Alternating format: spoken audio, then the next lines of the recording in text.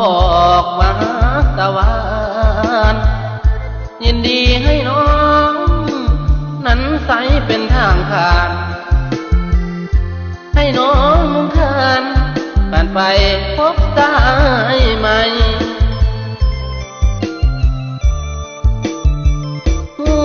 มาตั้งนานว่าตะวันบ่ได้หาค่าแต่ว่าการเดินมาพักใจกับสายยามเจ้าผิดหวังก็มานั่งให้ข้าปลอบใจพบใจคนใหม่ก็ไปให้ไกลสุดตายอดสูอายนี่หูแก่ใจวันหนึ่งน้องคงต้องไปจากใจคนจนดังข้าบ่มีไผดอกจะหาคนอนาถาเขายามบ่มีปัญญา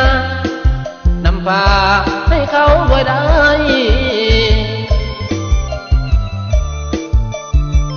เลิกกันโดยดีให้นาลีสุขีดูเกินหากวันใดเขาลืมน้ำตาซึมให้นึกสารยามเจ้าผิดหวังให้น้องลอกลวงก็ไปหากวันหนึ่งน้องก็สมองไม่มาพักใจที่สายคนเดิม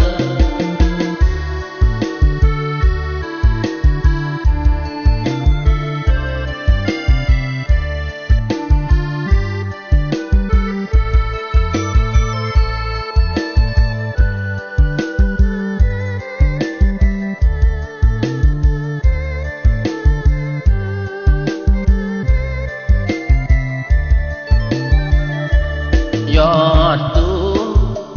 อายนี่หูแก่ใจวันหนึ่งน้องคงต้องไปจากใจคนจนดังข้าบ่มีไผดอกจะหาคนอนาถาเขายานบ่มีปัญญานำพา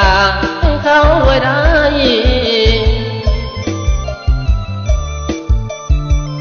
เลิกกันโดยดีให้นาลีสุขีลูกเดือนหากวันใดเขาลืมน้ำตาซึมให้นึกถึงสายยามเจ้าผิดหวังให้น้องลอกลวงก็ไปหากน้องตกแล้วสมองไม่มาพักใจที่สายโค